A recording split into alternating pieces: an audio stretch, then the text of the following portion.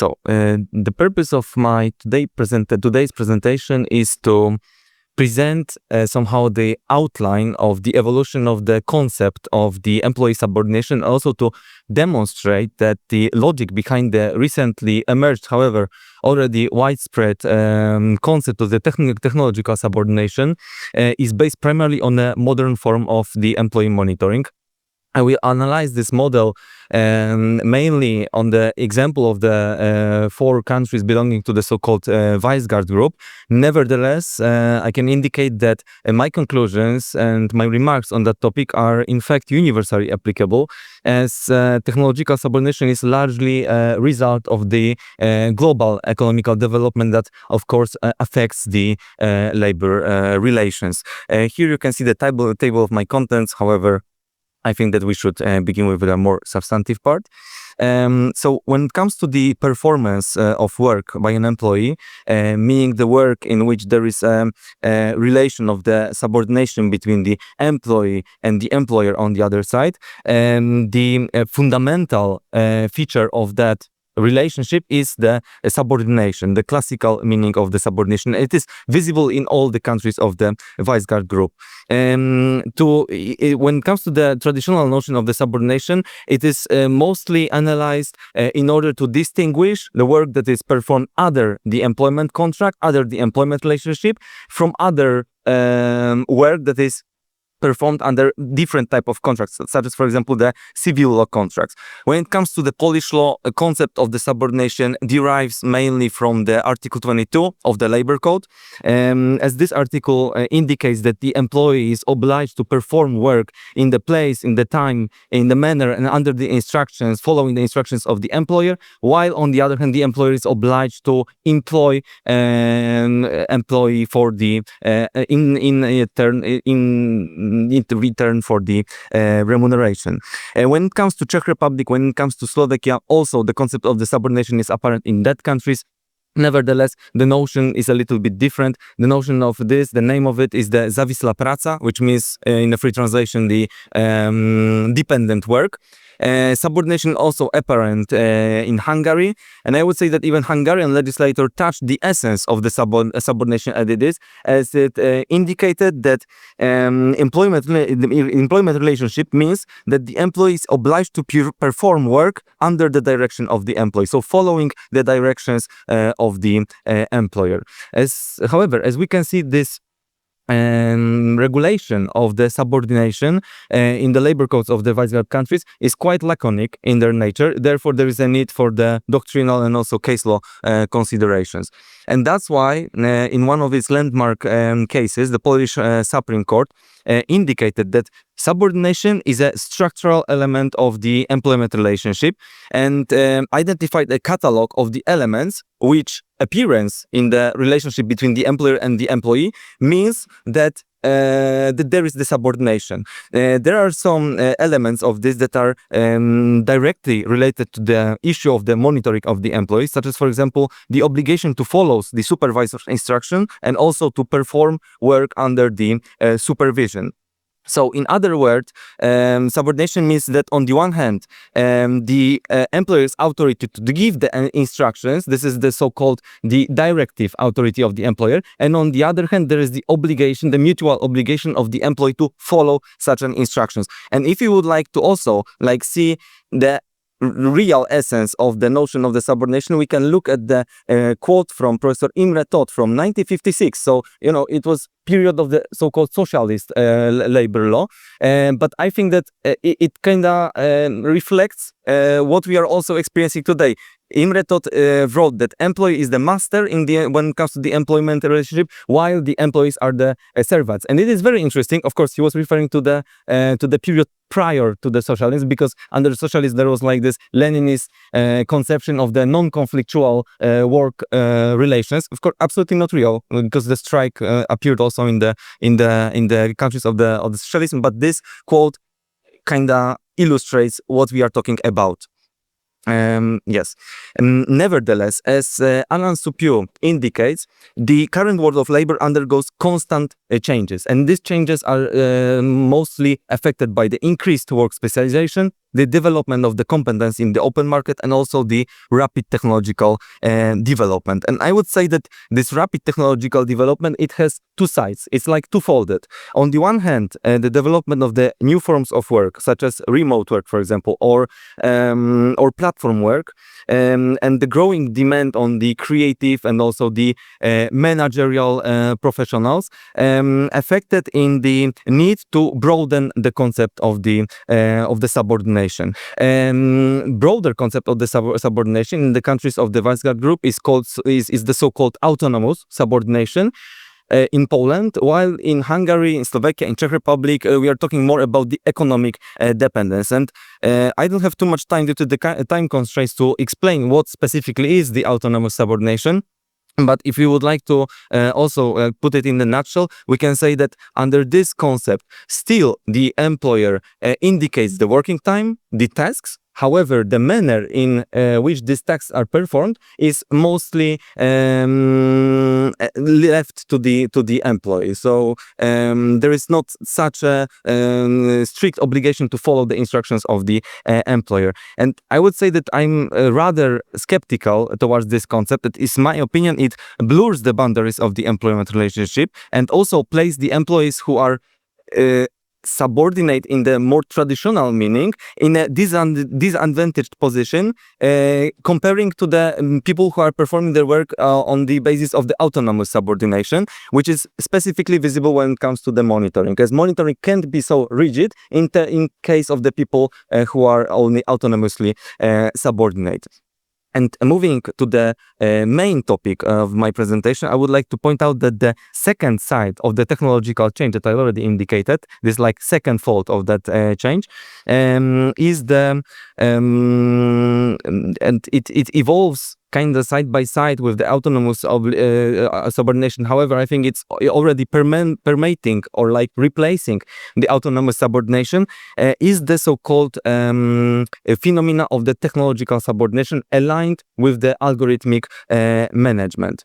And when it comes to the some like distinguishing feature of that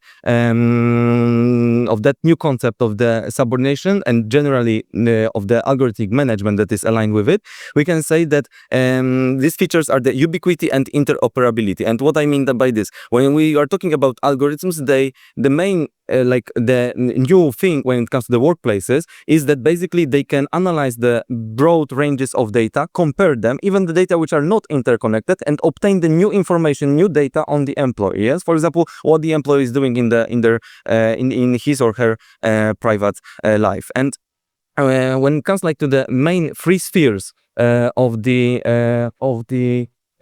employment relationship affected by the algorithmic management and the technological subordination, I would say that it's the direction, it's the evaluation of the employee, and also the disciplining of the employee. And in order to briefly outline like how algorithms works within the workplaces and what I actually mean by the notion of the technological subordination, I think first we need to begin with the direction. So regarding the directing employees, algorithms kind of aim to automate as much as possible the whole work process, which is particularly evident in the terms of the platform work, as the digital platforms in reality are not only the tools, but they are kind of shaping the the terms and the conditions of the employment relationship, as they are turning the demands of the customers into the specific tasks, assign this task to the specific employees, also indicates the remuneration for the employees. So we can see that these are not only the tools, but these are almost working as a modern type of the employers. Yeah, there is this like I would say the instructive authority visible in the digital platforms. They can also organize the quality control and the communication channels. And if we would like to see some kind of the example how it works, I think that the good example are the food delivery platforms. Especially it is visible in case of the Deliveroo and the Foodora, as indicated in the research of Ivanova and Bronowiska and other authors. As what they indicated that basically if you as a platform worker, you're not behaving according to the specific instructions, or for example, you are outside the specific zone in the city. Of course, in the platforms, the cities are divided into zones, and you as an employee, you should be in one of the zones to receive the test. You will instantly receive some kind of a notification that, for example, there is a deviation from the average pace or an average time of performing the test. Contact the dispatcher or get back to the zone, to receive a new order. Nevertheless, I would say that this direction, this algorithmic direction, is visible not only in terms of the digital workplaces, but also more conventional workplaces, and it's even more severe to a certain extent. For example, as it is indicated in the research of Rozmysłowicz and Krzyżaniak, they wrote the whole research about the performance of work in the warehouse of Amazon. Is the warehouse in nearby Poznań, POZ1, that's the name of it. And they indicated that work in that warehouse mainly boils down to scanning various barcodes that are assigned, for example, to workstations, specific tasks, even to the individual ones, even to the individuals. And such a scanning provides the algorithmic system with data that enables it to determine the production quotas, and also that employees should, of course, to the production quota that employees should adhere. But we will talk about it later when it comes to the evaluation and the discipline. But also it provides insights to the human managers about the pace of work, performance, the pace of the performance, and also even the location of the employees within the warehouse. And finally, as a prime example of the direction of the algorithmic direction within the workplaces, I can evoke the appearance of the so-called bossware in the workplaces. Bossware is the software that enables employees to thoroughly monitor employees. But what is important, it also can automatically assign specific schedules to the employees on the basis of the customer demands of the workforce, and also of the business traffic.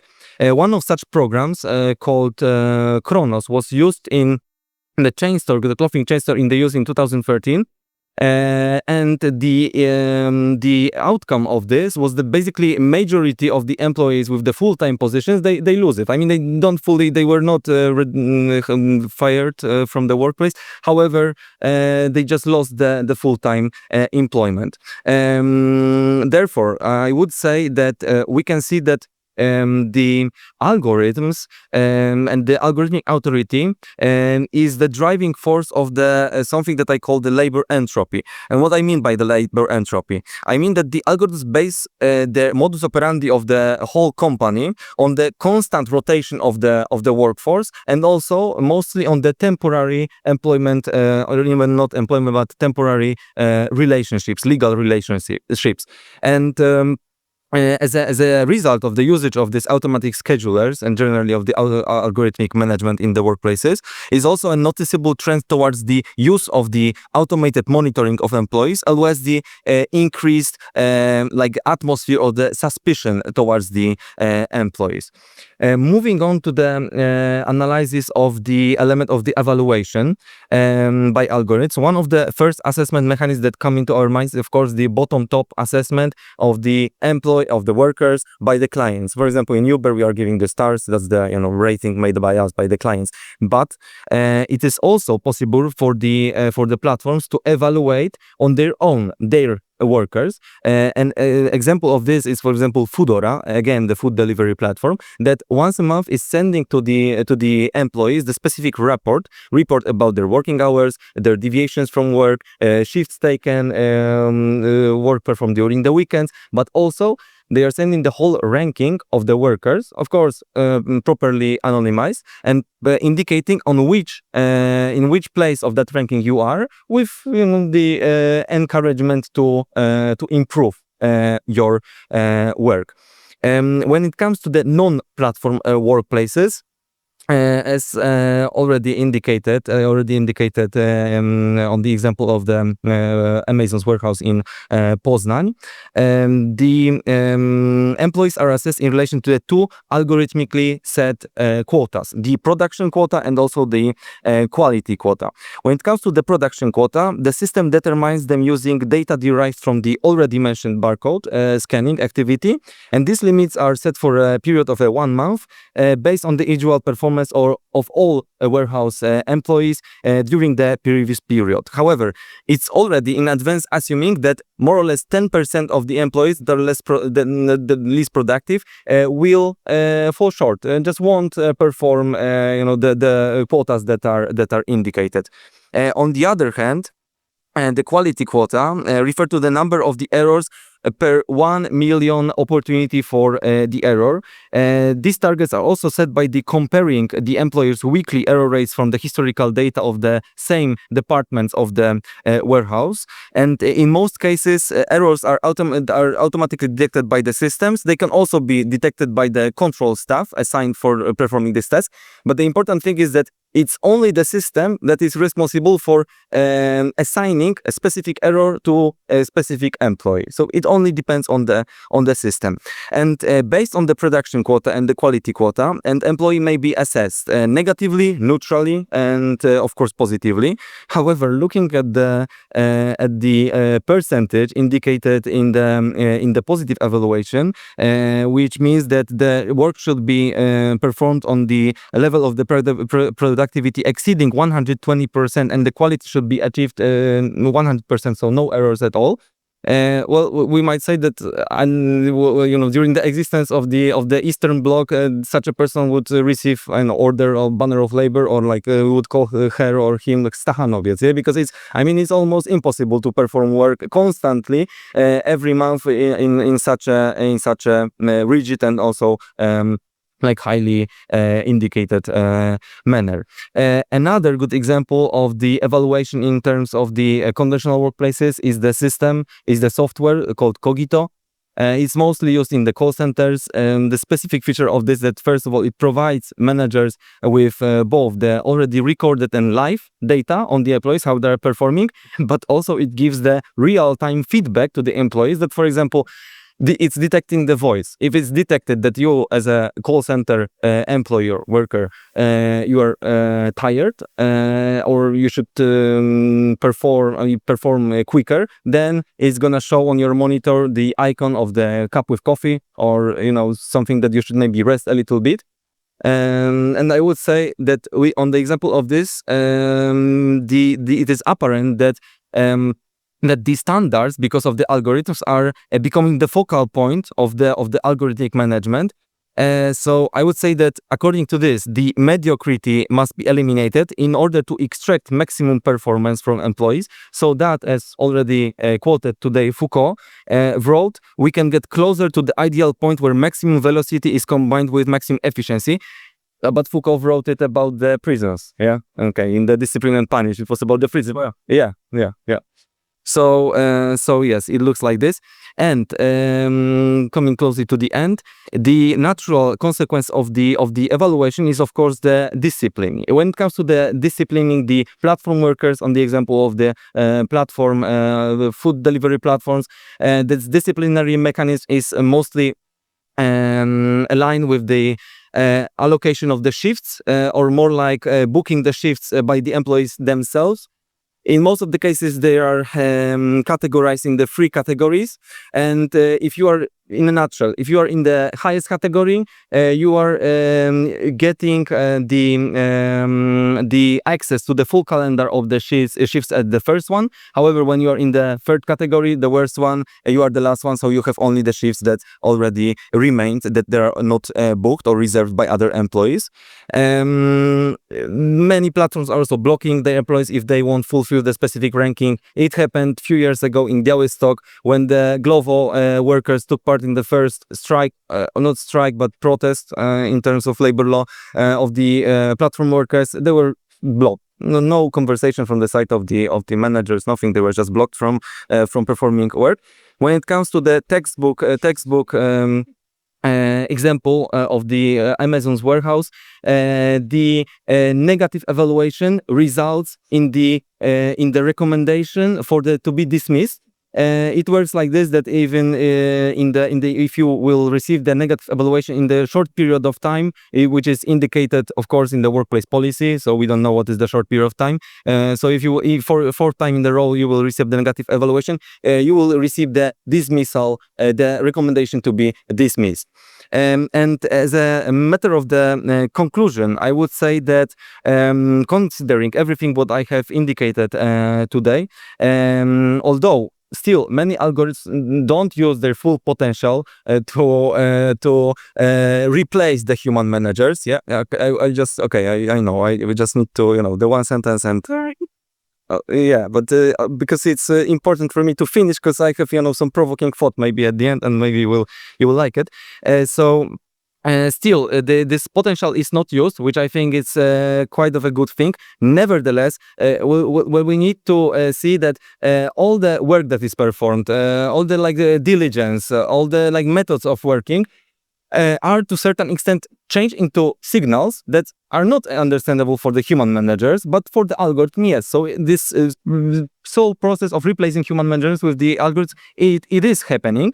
And I would say that the result of it already is, but it's gonna be the separation of the surveillance and of the control authority of the employer from the legal norms, and completely subordinate to the incorporate to the attributes of the technology, of the rules that are indicated by the technology. And I would say that we need to rephrase the question that I asked at the beginning, where does the authority of the employer begin and end in the modern workplace, not to indicate what employee may or may not do within the workplace, but to ask ourselves whether this kind of subordination, the technological subordination, is still can we still consider it under the auspices of the broader concept of the dependence on the employee? Yeah, maybe algorithms are not already the tools made by the employer. Maybe it's becoming employer themselves. I mean, the algorithms. So what I would like to indicate at the very beginning, I believe that in the future we may soon witness the emergence of a new right of the employee to be managed and to be supervised by the human manager. Because, and now quoting Leo XIII, the Pope that wrote the Rerum Novarum, to counterbalance Foucault, well, the work that we are performing is the peace of ourselves, yes, and it's also needed because of the survival. Survival is the right of the nature. We shouldn't disobey it. Therefore, I think if we are really believe that work that we perform is the element of ourselves, then it only can be assessed by the other human being. That's my final opinion on this. Thank you very much.